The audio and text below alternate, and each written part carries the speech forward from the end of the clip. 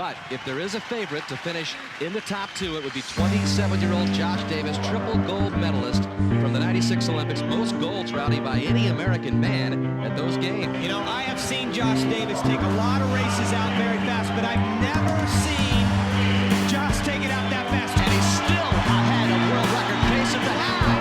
Davis looks like he's going to win it, and Davis sets an American record. He breaks a 12-year-old mark. What a swim for Davis. Welcome to the Ultimate Swimmer Podcast. I'm your host, three-time Olympic gold medalist and captain of the 2000 USA team, Josh Davis. Here at Ultimate Swimmer, we hope to inform, inspire, and encourage you to be the very best version of you, physically, mentally, and spiritually, on your swimming journey. This podcast is geared primarily for those of us in the aquatic disciplines of age group swimming, college swimming, para swimming, open water swimming, and masters swimming. But we welcome all who are interested in peak performance, pursuing excellence, and swimming with purpose. So whether you are just starting out in the pool or you've been swimming your entire life, you were born for the water, and you were also born for greatness. So each week we will explore the 7 core habits of achieving greatness that will help take you to the next level in your journey to becoming an ultimate swimmer. This episode is brought to you by Breakout Swim Clinics, the longest-running swim clinic tour of swimming Olympians in U.S. history. Breakout Swim Clinics has been providing swim clubs with the biggest Olympic names for the best prices with gold medal service since 1997. Go to breakoutswimclinic.com and bring some of their great Olympians to your team to help your swimmers break out. Bigger names, better prices, gold medal service. Break out with the best. breakoutswimclinic.com. Hey everybody, welcome to another Ultimate Swimmer podcast. I'm your host, Josh Davis, and I'm very excited to have our guest today. He's a very successful collegiate coach. He's a successful club coach, a successful swim school owner, and runs one of the best summer camps in the world. And he's one of the great storytellers of our sport, an accomplished author of 4 champions, 1 gold medal, and then they won gold. And one of my favorites, Eddie Reese, coaching swimming and teaching life. And he's a real mentor and coach to countless ultimate swimmers. And he was the head coach of the very first USA junior team that I was on. Welcome to the show, Chuck Warner. Glad to have you, Chuck. Thanks, Josh. Great to be here. Well, I really blessed that we got to be together on the very first inaugural USA team back in 1990. And I want to talk about those stories. But also, I think it's appropriate that Eddie Reese just retired a few days ago, and you wrote a great book on him 2 years ago along with Dana Abbott, Eddie Reese, Coaching Swimming, Teaching Life. And it's one of my favorite books that I have in my library now, and just a great read. It's easy to read, but your attention to detail and setting up the drama in all your books is so well done. And so I thought maybe we could just, before we talk about more of your personal stories and some of your other favorite Olympic stories, if we just give a few moments to Eddie and, what it was like working with him and studying this book and any other ways that he has impacted your life and impacted the sport of swimming. Yeah, here goes the hour. Here goes the hour right here. I want to tell you this background a little bit because it's the same for so many different people. It's not just me, but my personal experience was older brother gets to know Eddie back in 1975 or so, coaching at City of Plano, introduces me. I go to the national-wide championships after the junior national championships for the team that I was coaching in Redlands, California. And I introduce myself and find myself sitting with Eddie Reese in 1976 or 77 on the diving boards in Fort Lauderdale in beautiful sunset, waiting for the final relays, talking swimming. And then lo and behold, a year or so later, the spring of 1978, he calls me up, and I'm 24 years old, and he says, I'm leaving Auburn. I'm moving to the University of Texas. I've got 2 graduate assistant jobs. Would you like one of them? And I was floored. And I kind of got myself together, and I'm not sure if it was on that phone call or the next one. And I said, why me? And he said, because you're a very positive person, and I like having positive people around me. So I got the chance to go there and work with him for over a year. I had a head coaching experience and background, but my mentality was, what can I learn to help become a head coach and continue to be a head coach? It's the only assistant coaching job I've ever had. And with Scott Hammond, Dana Abbott, the late great Stuart Ray, and Chris Kubik, there was 5 of us there helping out. And and and Chris stayed forever. Mm-hmm. Therefore, Scott and Dana and I were the only 3 that almost has ever had a chance to coach with Eddie, except for some volunteer assistant coaches along the way. And now, of course, Wyatt Collins. So I felt like I've been trying to say thank you ever since. And writing the book was one of the ways to say thank you, because it just changed my life, changed all of our lives. Yeah. So, the book itself, Josh, was Dana Abbott's idea. Actually, at the end of writing, and then they won gold, which has a story about you in it and other great Olympians. I was talking to Eddie on the phone, and I said, my brother says the next book should be about you. And he said, yeah, great. You'll read it. I'll read it. That will be it. And then a few years ago, Dana called me and he said, I got an idea. What do you think of the wit and wisdom of Eddie Reese?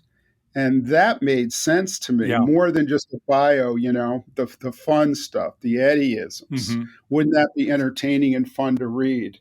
So that's kind of how we started. And then looking for a template of how to write it was about, how do you set it up? You don't want to have just the science of Eddie Reese or what have you. And thus the chapters on leadership, competitiveness, Eleanor, that's the way it's set up. And then we gathered up stories from you and other swimmers that swam for Eddie and started plunking them into those different chapters. So the book is really told by his swimmers to a large degree, and I get to be the narrator along the way of what's taken place. And Dana gets to tell me what I'm doing wrong with the way I'm telling the story.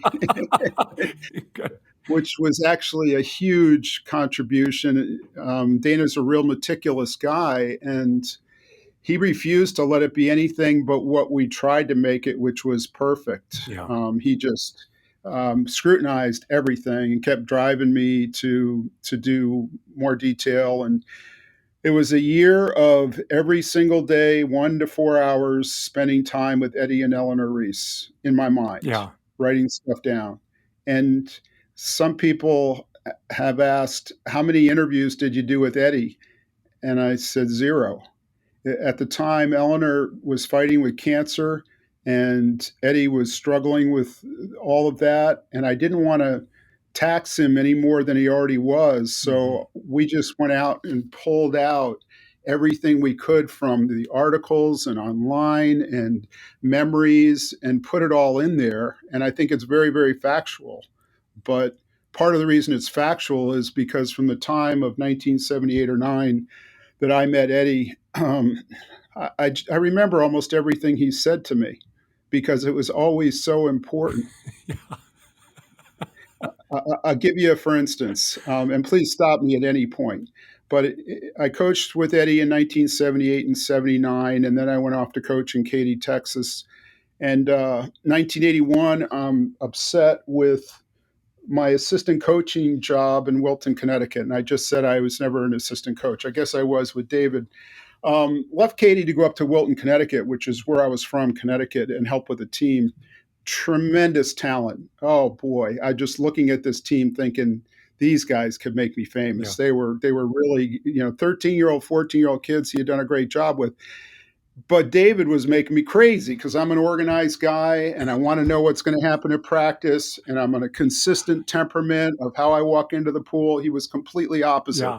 Old friends. I called Eddie one day. I said, Eddie, I'm having the worst situation. I think I need to stop. What do you think? And he said, Chuck.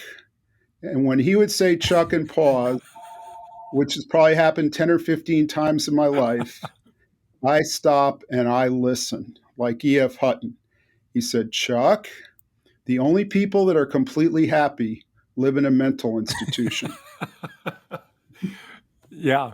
And he went on to say, you probably think my job is perfect at Texas. And It's not. There's certain things I have to do that I don't like to do. I think he had to be in the office 3 days a week, certain office hours, things like that, which weren't really what he wanted to do in those days. Mm-hmm.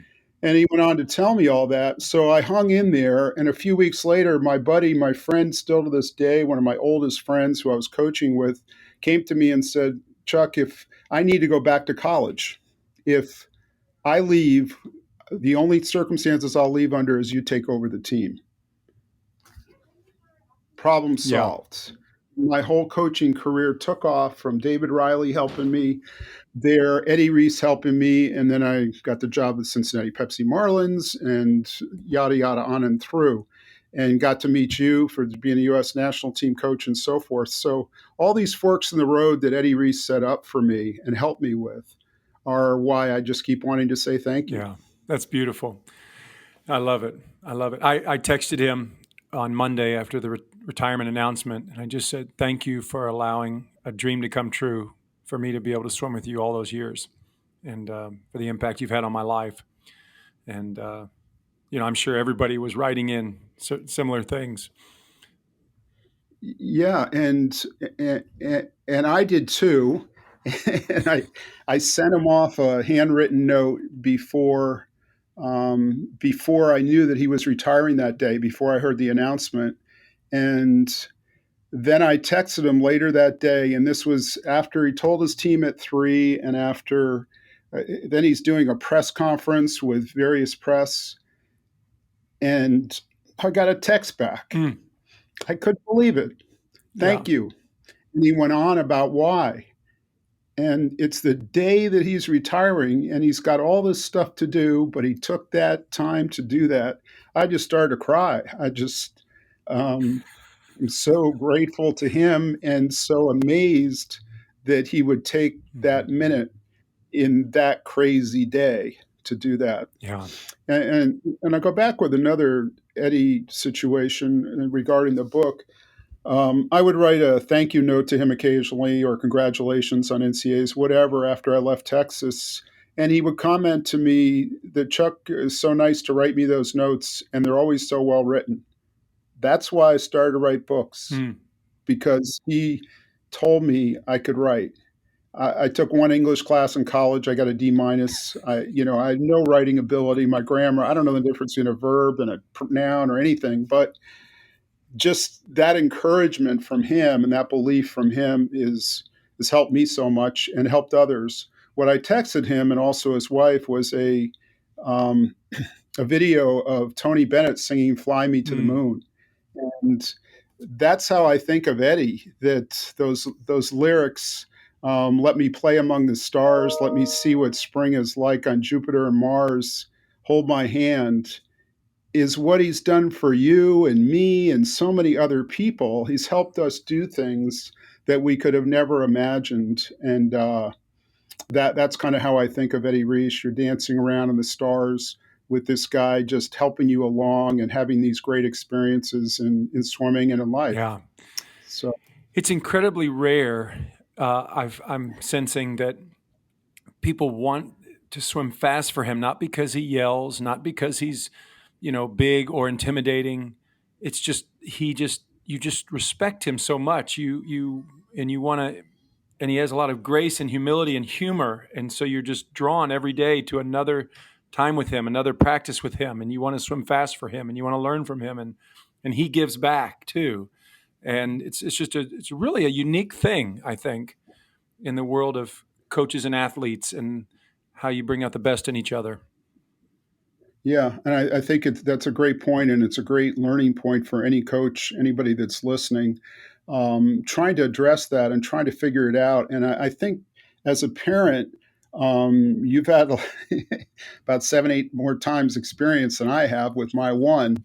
But, as a parent, sometimes you see when you get angry with your child or say something to them, they might keep a straight face, but it's like a message on steroids. They might then go in their room and cry because dad's disappointed in me.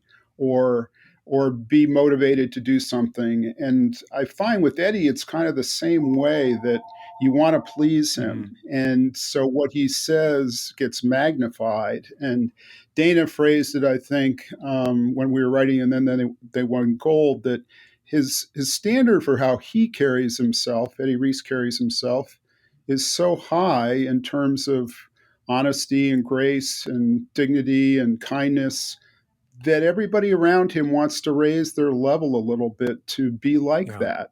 And his love for swimming is just amazing, how much he loves it. Therefore, it helps everybody else love it.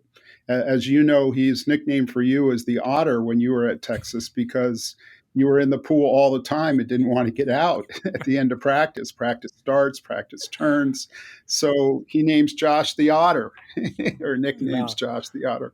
Just things like that, that is a way of positively praising somebody in a gentle, humorous way that just ingratiates you more to the man. Yeah.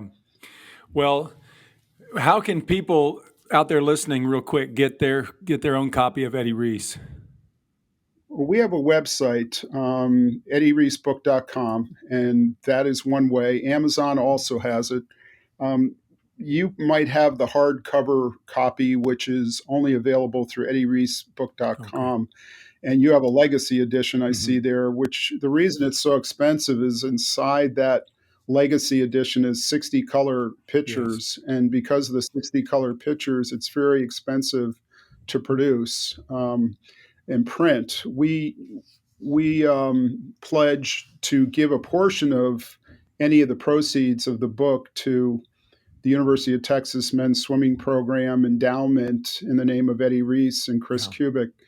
And a few years ago, or the first year that it was out, we were able to give $25,000, which was in part the generosity of you and all the people that bought it. We gave every dollar of those first 200 books, which were sold in about 10 days, back to the University of Texas to help the men's swimming program.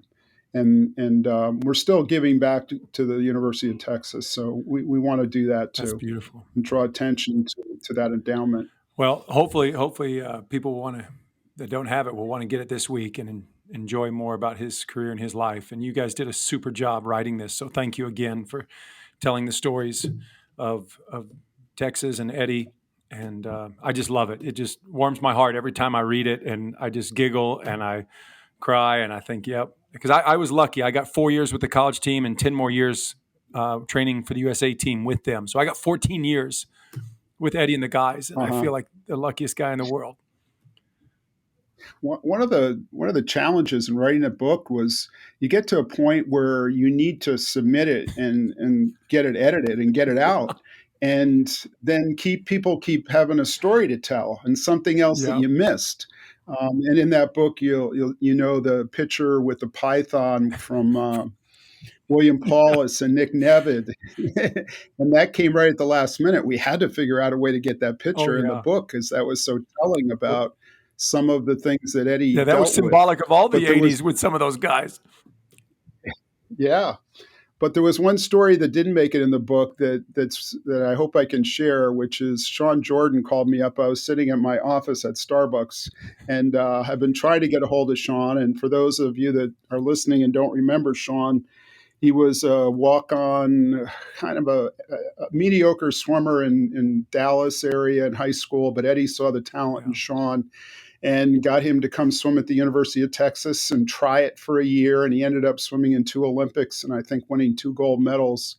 But Sean said, the first year he didn't get to travel. He didn't get to do anything, that he just wasn't good enough to go with the team on any trips. And then his second year, he got the word that he was going to be able to be on the team to go out to Berkeley and swim against Cal. And he was thrilled. And he's thinking beach, he's thinking sunshine, he's thinking palm trees. This is going to be a great experience for this kid from Dallas. Yeah, he gets out there to northern, San Francisco Bay Area. The coldest summer I ever spent coldest winter I ever spent was a summer in San Francisco. Right. And he said it's freezing, and they're swimming in the meet, and they're just getting killed Cal is winning every race and just hammering them. And the entire team has every stitch of clothing on they could possibly wear trying to stay warm. They get to the last relay. Sean's on the last relay. And he's smart enough that he's gradually going to take off one layer, then the next layer, then the next layer. So if he's third, the parka goes on the first layer, first swim, and the sweats go on the second one. And now he's going to drop down to his suit while the second swimmer is finishing up, gets up on the block, dives in, and in all the chaos forgets to tie his suit. So Eddie had just come up to them right before the relay and said, guys, I think we can win this one. And it goes through his mind, what am I going to do? Am I going to stop and tie my suit, or am I going to try to win this relay for us before we go home? So he said, the hell with it. I'm going for it. And he tears through the race. His suit goes off. And I'm not sure the result of the relay, but Sean said he got out of the pool. His team surrounded him. And they said the announcer was just going crazy, Sean. He kept saying, that swimmer from Texas in the white suit, boy, is he swimming fast. he swam out of his suit for real. He swam out of his suit, and his bare bottom was white, and he put on quite a show for everybody. So that was Sean Jordan's first big experience on his first travel trip at Texas. I love it. Sean has a lot of stories. He was a senior captain when I was a freshman. He took me under his wing, and we were on the final relay at NC2A's his senior year, end of my freshman year. We had a chance of beating USC and winning the title, the team title, at Austin. And we're all sitting, the four of us, for the final relay. We had to beat USC to win the meet. He turns and looks at me because I'm the leadoff and I'm a freshman. And he just said, don't screw it up. I said, okay.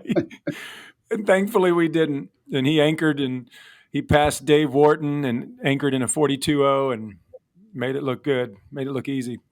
But anyway, great guy. Wow. Great stories from Sean Jordan. Well, thank you again for telling all the Eddie Reese stories so well. And before we get into some of the other books and the other stories, I want to hear a little bit more about your story of where you grew up, what city you grew up in, how you interacted with swimming, and what was some positive impact your parents and mentors had on you to get you on your trajectory.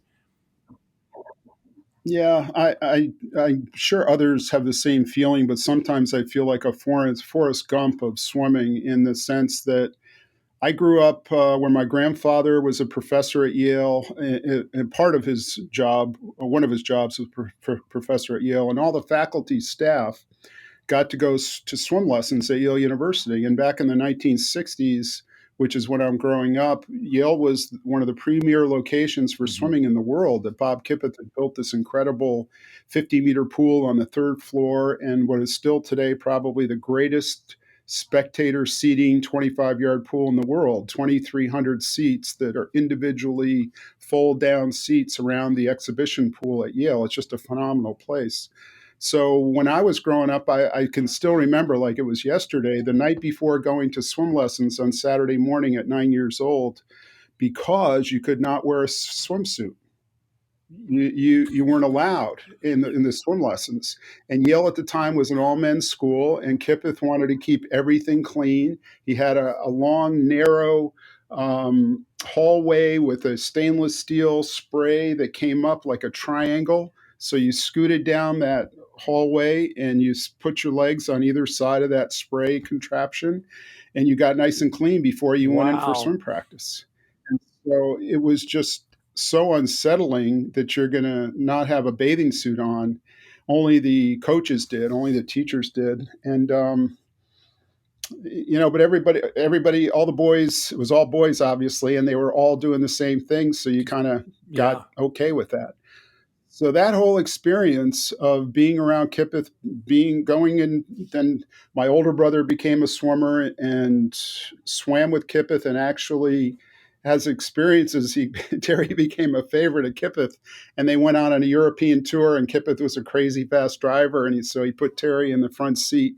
Things like that I'm growing up with, and my brother leading me into competitive swimming. And the freshman coach at Yale, Jim Barton, who coached Don Scholander his first year after the Olympics in '64 in Tokyo, after Don had won 4 gold medals. He was Don Scholander's coach, and he was also our coach for our club team, for our summer club. My father hired him for the summer club. So Jim Barton was the guy that really got me excited about coaching swimming. When I was 13, I decided I'm doing what Coach Barton does, because his planning and his motivation, his enthusiasm for the sport was so special. And that was all in my mind as I went through high school. Honestly, Josh, I'm about to move over with the love of my life and sell my house for the first time in 23 years. And I found a pile of meet lineups from high school that I had written out, that I still have and have carried around the country for 50 years, to see how we're going to beat Notre Dame, our rival in high school. I was just very into the whole coaching thing, and went out to California with the idea that I was going to go to a little school, get a degree so I could coach swimming. And lo and behold, plunked down into Southern California in 1971-5, which is right at the pinnacle of Southern California swimming before the 76 Olympics. So by my junior year of high school, I was coaching full-time, or junior year of college, coaching full-time with the Redlands Swim Club, playing water polo for the Redlands University. And then the 3 years after I graduated, the high school coach, lo and behold, for swimming and water polo retired. I moved into his job, became the head coach at the Redlands Swim Club, and had 1975-78, right around the 76 Olympics. I was going to meets with Mark Schubert and Dick Jokums and Peter Daland and George Haynes with my team, and was just getting this incredible springboard into coaching swimming. So from Kipeth, that whole experience, to Southern California, to that whole experience. Actually, the 76 trials were at Long Beach, and I didn't have a ticket. So I was young enough. I raced through the entranceway for the swimmers entrance, holding a suit, waving it, and saying, "I'm late for my race," and ran in and got through the entranceway to get on the pool deck to see John Neighbor go 159 in the 200 back, and see the great 400 freestyle race with Shaw and Goodell and Hackett and all those guys. So that was a wonderful experience. And then Eddie, lo and behold, gives me a phone call to plunk me out of that, to be around, one of the greatest coaches that there's ever been, and have that whole experience. So that was my upstart. Connecticut was not a place where a lot of real fast swimmers came from. My brother was pretty good, and he went to SMU and was on a relay that was second at NCAAs and broke the American record, but got beat. So he was kind of my mentor in leading me into all this. That's fascinating. Yeah, what great experiences to be around Kipeth and Yale, and then on the West Coast with all those guys. Fascinating. I wanted to take a moment from this fascinating interview to let you know about a new partner for the Ultimate Swimmer podcast, and that is SwimShare. SwimShare is a free workout writing tool. Just Google SwimShare, all one word, SwimShare. And you can put in today's workout in just a few clicks, and it sends and stores all your workouts within seconds. The first workout you'll see on there is one of my favorites from yours truly. Check out SwimShare and take your workouts to the next level. Send, store, and share your swimming masterpieces with SwimShare. Now, Yep. You've had success at the club level, you've had success at the collegiate level, and now running a swim school and an awesome summer camp. Would you be able to go through some of the things that really helped you as a club coach, and maybe give us some advice of what worked at the collegiate level, and any other advice you'd like to share with us about, being an entrepreneur and running a swim school and the benefits of that? So maybe you can go through those 3 things. Yeah, I think going back to working at Texas with Eddie, I had walked into that situation believing that when I had a 13-year-old boy, a 13-year-old swimmer at Redlands, that if they swam with certain technique, their body was developing the ability to swim that way, whether it was crossing their hands over in freestyle, whatever it was, and that it was not logical to change it. And honestly, in Southern California, Mission Viejo, their swimmers didn't tend to have great technique overall. There wasn't something I was seeing out there that was changing my mind about that. And then I got to Texas, and three or four or five of the most important things I learned was one, there is a way to swim fast with good technique. And if you don't have it, you're never going to be at the top end of the sport. So if you're lucky enough as a young coach to either be in a job where you're with great swimmers, or you can go visit a program with great swimmers, you'll see that there is a way great swimmers swim. And it tends to be a lot different than the normal swimmer you have on your team swims. So, holding that model in your mind, if you can get your 12-year-olds to swim like Josh Davis or whomever, Katie Ledecky is a great example, then you're really doing something special. The second thing that I learned that was so important at Texas was strength, that even not necessarily weight room strength. It was funny that Eddie retired on the same day as it was Earl Campbell's birthday. Earl Campbell was a phenomenal running back at Texas and then in professional football. And he was in the weight room when we were at Texas back in 78, 79. And, his thighs were as big as most of our waists. He was just huge. But strength is really important to how Eddie's helped people go fast. So for all my programs, dry land became a big part of it, climbing ropes and doing the wheels and doing things like that we took from Texas. One of the other things that was so important, and the most important, was humor. Is it going to be a pleasant experience?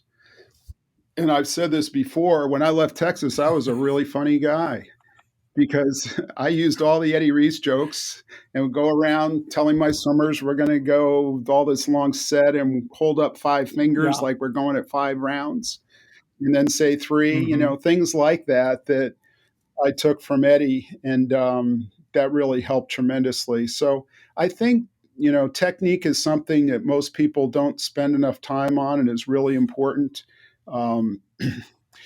Bustos, Arsenio Bustos, swims for the same guy that I worked for at the Wilton Y, and the same guy that I coached with when we were 17 years old in summer league, and the same guy, Dave Riley, that when we were 12, we raced each other between the High Lane Club and the Woodbridge Club. And all they do is 25s. But David says they do not sprint. They do race pace, and that there's a difference. They're not trying to go 12 yards fast. They're trying to go 20, 25s fast at race pace on 25 seconds or 20 seconds. And I went up and watched Arsenio practice, and I know you've watched Michael Andrews and talked to him a little bit. And first thing I said to David, well, I guess you don't need to do any kicking. And he smiled. He said, you're right. They're kicking all the time because they're swimming fast all the time. So I think looking back at coaching, I feel like we did a lot of fast swimming because of what I learned at Texas, but this is a whole different game if you think about that. And Arsenio 49.2 in the 100-meter free for a guy that only does 25s, only goes 4,000 yards of practice, that's pretty crazy and impressive. And taper becomes not that tricky because you just lower a little bit what you're doing, but you never have the big swoons of way down and super compensation where you feel awful and then you get better and then voila, here comes the great swims that sometimes aren't so great. It's an interesting difference. So I felt like at the Wilton Y, Cincinnati, I was always very conscious of good technique, strength, and those things I learned at Texas. But I got tricked when I went to Cincinnati. We had our own 50-meter pool. Instead of my hour and a half at the Wilton Y in a 6-lane, 25-yard pool, suddenly I had my own 50-meter pool. And I had Mook Rodenbaugh, NCAA champion, come home for the summer, my first summer. Kim, Olympian, Kim Rodenbaugh, come home for my first summer. Jerry Frensos, All-American at Florida, come home my first summer. All these great swimmers. And I remember one day I'm standing, leaning against the railing during practice, watching, and Mook at the end got out and he said, "You were a lot of help today." And I threw up my arms. I said, it was just such a mess out there. I didn't know what to do. And, it just, Coach Nelson, Jack Nelson, used to say, you all wish for a 50-meter pool, but it's going to take you more time to run around the other side, to run down to the far To fix corner to stuff. tell that little guy that you think they're doing a great job.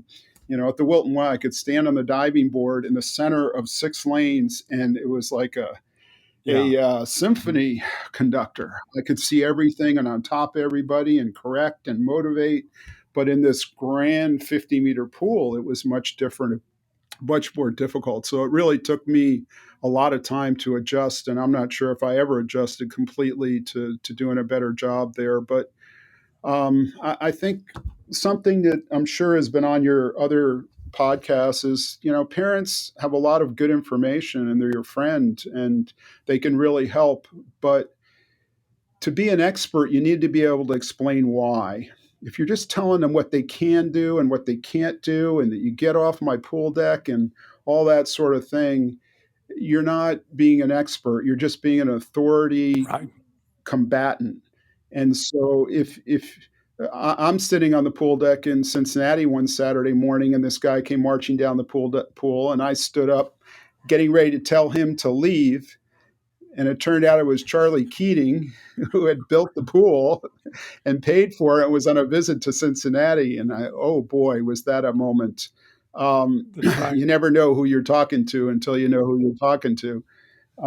So with our swim school too, I try to listen to parents.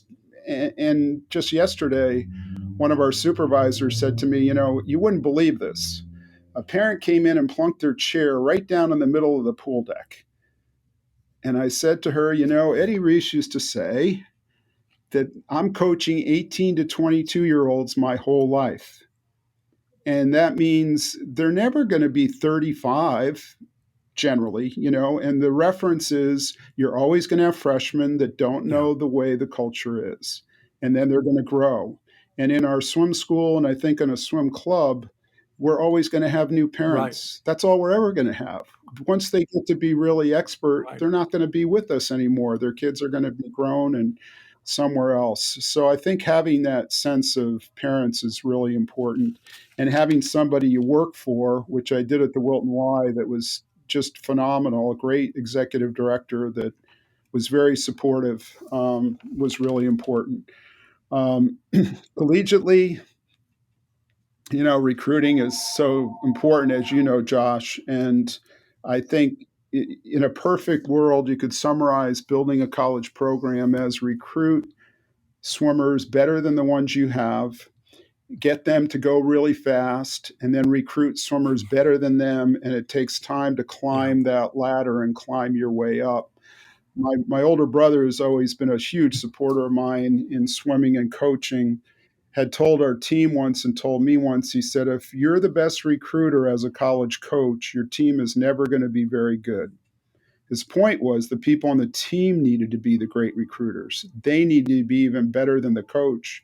So when the kids came to visit, they were really impressed with the team. And now with social media, how much do your swimmers matter in recruiting kids? I think that was just a huge, huge factor. And, we when I was at Rutgers especially, we just got better and better and better. But boy, towards the end, we were recruiting people that I could have never dreamed of 5-10 years before we would have recruited. My first year at Rutgers, the girls that I inherited were 12th out of 13 teams at the Big East Conference. And by the 8th year, I think we were ranked 12th in the country, and we finished 18th at NCAAs. So that transition was tremendous, but it was a lot of hard work, and a lot, and all with American kids. We just, I really felt like a state university and American team, we should try to recruit American kids. Eddie Reese kind of had that philosophy as well, and I've kind of adopted it too. And I'm a college coach now, and along with my assistant coach Noah, and we probably get an international student writing in every day. Literally every day, sometimes twice a day. Mm-hmm. And I don't blame them, because if I was an international student, I would do the exact same thing. I would want to get over here and race in the American collegiate system as soon as possible. But yeah, that's just a little side note that I think several of us, a lot of us coaches want to find the American kids first and give the scholarships to them first and develop them first. And obviously there's just some wonderful, hardworking international people that make all their teams better. And yeah. Amen to that. Yeah, there really are. And once you get to meet them and know them, you love them and you want them on your team. I just try to keep it at arm's length to try to see if I could help. Madison Kennedy swam for me at Rutgers. She's still swimming, which is amazing. And trying to get kids like that in the middle of Connecticut that nobody had never heard of to help them get started and get good was really I'm so grateful. You invited me to the Rutgers pool, and you put on a a swim carnival like back in the 40s and 50s and 60s, and it was wonderful. We had some great match races in the pool. We had a great diving show, and everybody loved it. And I know it took some homework and some blood, sweat, and tears for you, but man, it was a wonderful swim carnival and just kind of a blast to the past. And hopefully sometime in the future we can maybe pull off another one of those somehow. Yeah, that was another Kipeth idea that I'd grown up where when I was 9 years old, you got invited to come swim in the swim carnival that he held at Yale. And he would sell out 2,300 seats every year. And they would use that money for the Yale team to travel in the summer and go on international meets and things. And the way he would sell it out in part was getting people like my parents to come in and watch me swim across the pool and race people. And we would all be hidden down in the rowing tanks for the rowing team till it was our turn to walk up into the exhibition pool. And I remember doing that for the first time and looking up, and you're looking around and you just see people straight up, 2,300 people. And I can imagine it's like walking into the Olympics. And for most of my life, I felt like the loudest noise I had ever heard was racing Al Rittinger on that cross pool race and the funnel of noise coming down into the pool. It was just like having headphones on. It was amazing. And then you would get ushered back out. So Kipeth's whole setup was to have some great exhibitions and even world record attempts back in those days when you could set world records in various distances, 220 and various things, or American record attempts. But around that, have the best 11 and 12-year-old relays from the state of Connecticut for girls, 200 medley relays. They would come swim. Then all their parents would buy tickets to come. So that's what we did at Rutgers. We took that idea and then we put into it a women's college dual meet, quad meet over 2 nights. And the key to all this, Josh, if you remember, is clown diving.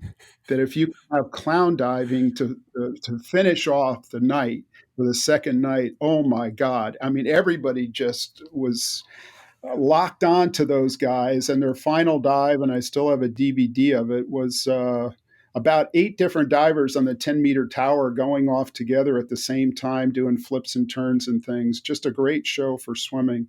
It's something we really could use to put around the country at various spots. And hopefully the International Swimming Hall of Fame's new opening with the new facility is going to incorporate something like that when they open up that. Just to have that swim carnival idea, and maybe, the new ISL and some of the good things they're doing, and, maybe somehow combine the two. Yeah. So, and I can't wait for that Hall of Fame pool to open. I just love it. Well, 31 years ago, you were the head coach of the inaugural USA junior team. And we spent 6 days in Paris and 5 days in East Berlin. And the first group of 16-year-old guys and 15-year-old girls that were handpicked to possibly have a future with USA Swimming and to be exposed to international travel. And it was a wonderful, wonderful time. And I'll forever grateful for the time you spent with me as I got elected captain, and we got to do a few outings together. And I still remember some of the things you told me. I remember we were taking pictures in one of the cathedrals or sightseeing in one of these, grand places. And you challenged me said, you really need to be mindful and present and really soak it up, because sometimes you don't want to be consumed with your camera and taking the picture. You just want to enjoy the moment. And then you challenged me some other things on leadership and leading the team. And I mean, I just you were just in your, I guess, 30s, mid 30s or something, and I thought, wow, this guy's so wise, and he's really just drawing me out and challenging me and pushing me, and I just so appreciate that. And I think young athletes like me at the time just really craved that, and was thankful for that. So I just curious what your memories were from that meet and that time. I've got a lot. And to start with, the way things used to work for coaches in those days was there was a trip list that you would work your way up on. In other words, you'd sit on that trip list after you had you somebody make it into the top 5 in the world from your team or that sort of thing. So that was 90. I had coached in Cincinnati before then. I had a bunch of swimmers that were ranked in the top 10 in the world. And I was waiting for a good trip. I didn't want to just, Indianapolis was my first trip to go coach the Pan American Games, which was a thrill because Eddie Reese was my roommate for one of his first trips. That was amazing. But I waited, and then this came up as the U.S. national junior team going to Germany and East Paris for 2 weeks or whatever it was. Wow, that's the trip I want. So I said, yes, I'll do that. And then I got a call from the national team director saying, Chuck, this is I think it was the first ever national junior team, or at least that went overseas. I'm not sure about that, but got a call from the national team director saying, we can get George Haynes to be the head coach of this. And wouldn't it be great for those guys to have the king of coaching be the head coach? In other words, Chuck, would you mind stepping aside for this? I was just heartbroken. I was so excited. Joe Hudipole, who I coached at Cincinnati, was going to be on the team and all this. And, I didn't really have a choice. I said, okay. And then it worked out where George couldn't go. So lo and behold, I got to go again. I insisted we had to go have lunch on the Eiffel Tower. That had to happen. And they kept telling me, no, it can't happen. I said, I'm the head coach. It's got to happen. We're going to do that. And we did that. Yep. And we had a lot of kids get sick and in the trip, but still keep cheering for each other. And one of the things I remember most is we were competing in the World Cups and some of the real high-level international competitions with all the best European swimmers. So it was really hard for our guys to get into finals. We had the best 18 and under boys in America, the best 16 and under girls in America. But we had no Katie Ledeckis. We had no Reagan Smiths. We had no one like that. But Tom Jager and Matt Biondi were there competing as professionals and extending their careers on to 1992 for the Olympics. And so we adopted them. And I had recently adopted the attitude that there was something called the American swimming team, that the American swimming team was not just the Olympic team, it's the kid that gets third at Olympic trials in the 200 back and makes the second and the first person go faster to get onto the Olympic team. And extrapolating that down, it's the 9th place person at Olympic trials that forces the top 8 to be faster. And extrapolating that down, it's the kid that just missed Olympic trials that forced the Olympic trial standards to be better. And now I feel like I can go to a swim clinic and say to 8-year-old kids, you're a part of the American swimming team. You're on the same team as Michael Phelps, Josh Davis, Katie Ledecky, Reagan Smith. And the faster you go pushes the envelope up. It pushes everybody to be better. So we adopted Matt and Tom. We cheered like crazy for Matt and Tom at finals. I remember Eric Deal leaning over to me. He said, I am sweating from cheering so hard. And then I asked Matt and Tom if they would talk to the team. And I know you remember this. And I said, can you find a day that you can do this? And the finals were at 7:00 and they were going to go to the pool at 4:30 or 5:00, whatever it was. They got up from their nap and they met with you and the entire team out in the hallway, just sitting in their sweats, talking about what it took I to be do. a great swimmer. I Do you remember it remember that clearly. part? Do you have any And memories of that? it was wonderful because those guys were my heroes. And I'd always wanted to be up and close next to them. And so to hear them speak, because I'd always watched them on TV and then I watched them at that meet, but then to kind of be in the same hallway with them, hearing them speak was wonderful. Yeah, they were so great to do that. One of the things I've always liked to have club, college, anywhere is a beginning to an end to what we do, the season, a meet, what have you. So I had, for example, in the Pan American Games a few years before, told the staff, we need to have a dinner the last night. We can't just let everybody go home. And Cheryl Nelson was the head manager, and we got a place in Indianapolis to have a dinner. And then we sang God Bless America, or America the Beautiful, at the dinner. And we were in a restaurant with other people, and everybody just stopped and looked at all the Chuck Warner and Eddie Reese and all these people standing up by their dinner table singing America the Beautiful. And when it came to the national junior team, I had the same thought in mind, and I thought we were going to do that when we landed the plane back in Newark or New York. And I was so tired and jet lagged that I just couldn't grab everybody at baggage claim to do that. But what we did do is we went to have our little banquet, but we were in East Germany. And so there wasn't really a banquet hall to be had or a dinner to be had. It was, you go into a grocery store and just to get a piece of bread was something special. There was just, we were the first team behind the Berlin Wall. You remember that? And I still have my piece of the Berlin Wall, which is amazing. I'd said to myself, I think I said to you guys, nobody goes up to the wall because there was guys walking across the top with machine guns. Yeah, and I have a picture of this, and I'm looking around, and then I look back, and everybody's up against beyond the wire, against the wall. As soon as those guards went around the corner, we bolted for that wall to grab pieces of it, and there was a hole in it, and you could hide in it for a little while. Yes. So I thought, oh, great, Coach Chuck Warner, you're going to have someone shot months earlier, 2 months earlier, they would have shot us. But yeah.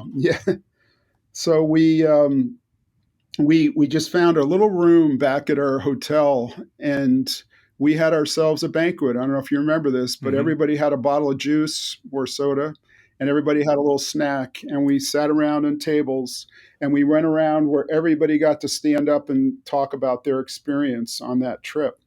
And it was absolutely wonderful. And I've got to tell you, this was the highlight of my time as a coach on an international team happened that night, because several people said what I loved about this team was the relentless enthusiasm, that no matter what happened, everybody was supporting each other and cheering for each other and vocal. And Ed Spencer, who was one of the coaches, said, Chuck's the one that kept making you do that. And you guys all stood up and gave me a standing ovation. And that's the highlight of my coaching international teams right then and there. That was just so great. And to finish this off, we got back, and it couldn't have been a day or two after landing, Eddie Reese calls with Chris Kubik on the line and says, what do you think of Josh Davis? And it's you're heading into, you're in your senior year, I guess, and having a college decision to make. And I said, Josh Davis, what about Brian Redder? No, I said good things about Josh, but I also said, what about Redder? This guy can do everything, and he's a sprinter, and he can swim on your 200 medley, 200 free relays. And so you and Brian had a decision to make. Yeah, because Brian did have a prettier stroke than I did. He was ranked higher in the 50 and then the backstrokes. And then I had him on the 200 and 500 and, the IM. But we were real close in almost all of them. And so we had this thing set up that we were going to take all of as many recruiting trips together as possible. And just so we could, have fun and make memories. And then we were going to sign to Stanford. And so we end up on our Stanford trip together. And we're like, oh my, this is really nice. Oh no, we were going to take all the trips and then sign to Texas. And then we get to Stanford. It was our one of our second to last trips. And he's like, Josh, I don't know. I really like it here. I don't know if I can go to Texas now. And I says, well, I'm feeling the same way. This is wonderful here at Stanford. I'm really liking it too. And so I took one more trip to Texas, and he was done with his trips. And so he ended up going to Stanford. I had one more trip to Texas, and that sealed the deal for me. I need to stay in Texas and train with Eddie and Chris. But yeah, Brian and I had a special relationship, and technically he was better than me at the time. But that's so funny. And gratefully, we took so many of our trips in April after the season was over. Very few people took trips and decided in fall. And now we've got people deciding fall of their junior year. Yeah, you think about the difference of that and the pressure you guys were under to make that decision. Yeah, it wasn't uncommon to take 4 trips in a row, all tough. In April, and try and decide and hope there was some money left over. And yeah. Yeah. And Brian did have a great career at Stanford, but he never had the Olympic success that you had. And we had 5 or 6 people on that junior team that went on to make the Olympic team and swim for the U.S. And that's something I'm not sure that any other junior team ever had. So hopefully there was something that we did that was exciting enough that really helped launch a lot of Peter Wright and Joe and all those Ashley Tappan, the people that we had on that team that went on to, in some cases, win gold medals. I'm thankful for your leadership and coaching us those 2 weeks. It was really special and really, really a turning point for me as a leader and as a swimmer. And it's funny, after I got elected captain of that team, I got elected captain of my high school team and then ultimately captain of the UT team and then had a stint at the USA team later on for my last Olympics. But I always remember the things you challenged us with and how we could make a situation better. And that, there's those moments where you think, okay, should I do this or should I not do this? Should I say something or not say something? Will people think funny of me if I reach out and try to encourage them, or should I just keep it to myself? And so I always thought, listen to that small voice to go do something for someone else. Try and get out of your comfort zone and do that. And it always paid off. It always paid off to try and help someone or help make the situation better or bring the energy up somehow. I think that's a really good, important point to emphasize. And it's one of the reasons your clinics have been so successful.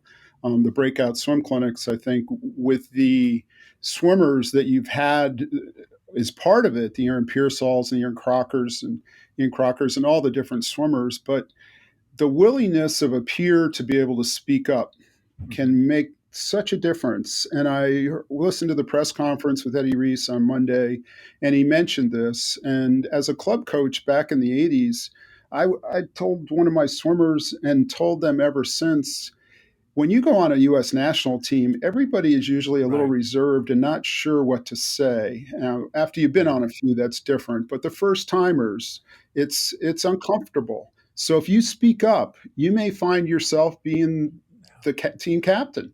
And what do you mean by speaking up, coach? Well, just when the coach says to do something, say, hey, let's go. You don't have to make it up, but just be supportive of the head coach to start with. That's a good place to start, and then be interested. And I noticed all these swimmers of mine kept getting named team captains of all these national junior teams and things like that, where it was their first time. It's just so important to the success of a team, as Eddie pointed out, that the team leaders are talking and the coaches aren't always the ones that are doing that talking. It's a little very, risk very powerful. And a little courage can make for great rewards. So I remember getting that from you. So thank you. In closing, just maybe just give some highlights of what it was like researching 4 champions, 1 gold medal, that journey in '76. And now we're kind of in a similar situation where we need some more men distance swimmers to make a move on the international level. So maybe how does your book and your research relate to how we can get better on that front? Well, Four Champions, One Gold Medal is the story of Bobby Hackett, Brian Goodell, Stephen Holland, and Tim Shaw, and the time between the 1972 and 1976 Olympics. And the reason the book needed to be written is from 1976 through 2000, for 25 years almost, those guys in 1976 swam faster than the mile than any American, usually by far. And the interesting part of the story, in part, is that Bobby Hackett was 16 years old, and Brian was 17 years old, and Tim Shaw and Stephen Holland were 18 years old. But they went 15:02, 15:03, 15:04 in the mile at the Olympics. Right. And we were going they had a baggy 15:20, Speedo and no fancy 15:30 cap in and the 80s into the 90s. not perfect technique. I mean, they were just grinders. Exactly. And Bobby had no goggles. He was swimming without goggles at the Olympics because they came off at the trials. And so in my coaching life, coaches would always talk about why we weren't good anymore in distance races.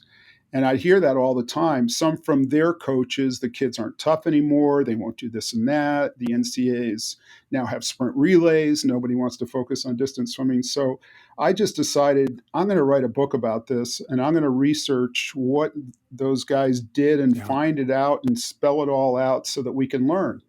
And what a great project, in that I didn't know any of them. I didn't really know any of their coaches. And so when the three coaches in America agreed and the three swimmers agreed, I got to go sit and talk with them. And I've said this a few times, when in September of whatever that year was, when Pete Rose broke Ty Cobb's record, that was one of the greatest sport. I was there in Cincinnati in the stadium. And when he hit the 400,000th whatever hit, it was September of some year, and people were hugging each other and they were crying, and it was flash bulbs everywhere. It was unbelievable. On my first U.S. national team trip, I got to meet Mickey Mantle, who was my boyhood hero, who I was always supposed to meet. I was supposed to meet once upon a time when I was 12. But one of the greatest, I put with those sports moments, try to keep a stiff chin here, sitting down with Tim Shaw to interview him for Four Champions, One Gold Medal. I put that with Pete Rose and Mickey Mantle. He agreed to do it, and we went into a hotel room in Victor Valley, California, where he was living, and the shades were kind of drawn. It was a hot day, and he just spelled out swimming in an articulated way that I'd never heard before. And you are a great spokesman for swimming. Oh, yeah. Matt Biondi is also a great spokesman for swimming, very articulate. Shaw also, I mean, just, man, and the story of how he went through, how he looked at his life. And we did an interview at an ASCA clinic a few years later with Bobby and Tim and Brian in front of a huge audience. And Tim had said then, he said, my coach told me when I was 14 years old, basically to come into the pool every day and to work as hard as I could work. And before I walked out, to look at the wall and ask myself, did I give everything I could today? It went on with the Arete philosophy and the Greek philosophy, but he said, I heard it once. I didn't need to ever hear it again.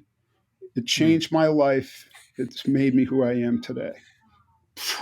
And so he had anemia, and he was the Sullivan Award winner as the greatest amateur athlete in America in 1975. And just the story of how he went through that year of 76 and almost didn't make the Olympic team, and then worked his way back to being on the team, and then getting a silver medal and almost winning the gold medal is just a great story in and of itself. At that time, Josh, back in 1998, 1997, there was no Michael Phelps. And one of the reasons I wrote the book was there was no real heroes for swimming. I mean, you and I knew about Biondi, and then eventually people would know about Josh Davis. But I wanted to write something where a child could pick up a book and read a story and get a hero thought about a swimmer, not just watch it on the Olympics, but really understand what that person went through and what their life was like. And that was a big part of writing this book. And out of that, I sent the manuscript to Eric Vent, who was in high school at the time. I knew it wouldn't be finished before Olympic trials were published in 2000. I sent it to his coach. He told me that he gave it to Eric at morning practice. He sat in school all day. He went through the manuscript inside his books. He was finished by the end of the day of school. And Eric went 15 minutes or so and went one of the best miles in history.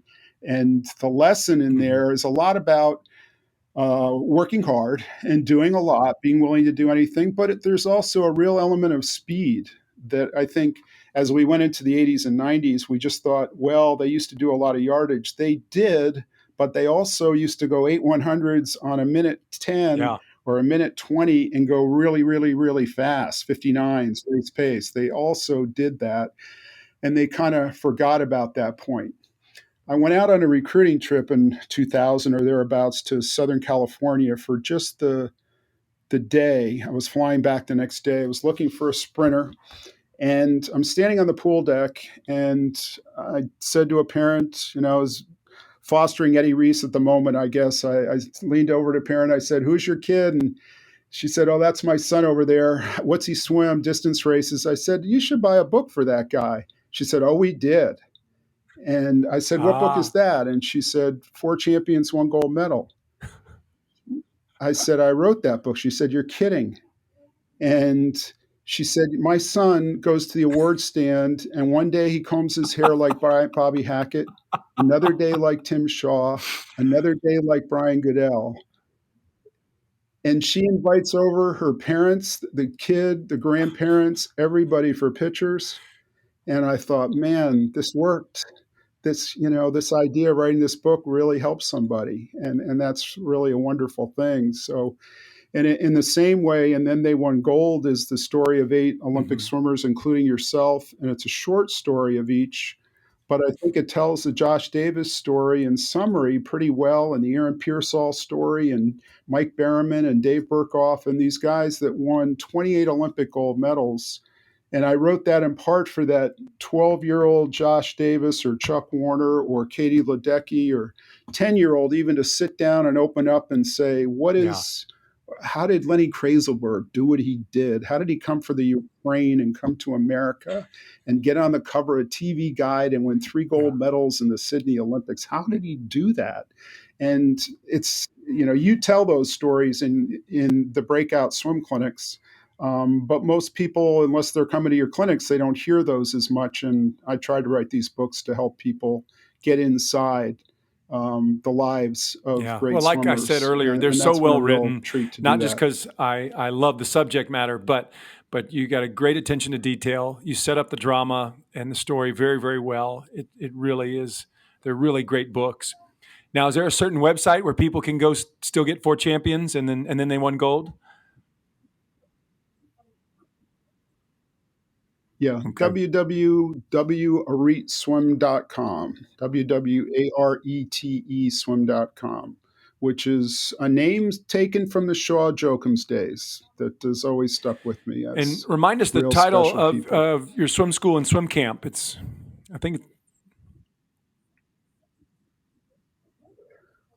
I own the Little Dolphin Swim Academy, which is in Bound Brook, New Jersey, which is a great place to learn how to swim. And we start at 8 weeks old and go through 80 years old and have a lot of babies. And it's great to be around young families.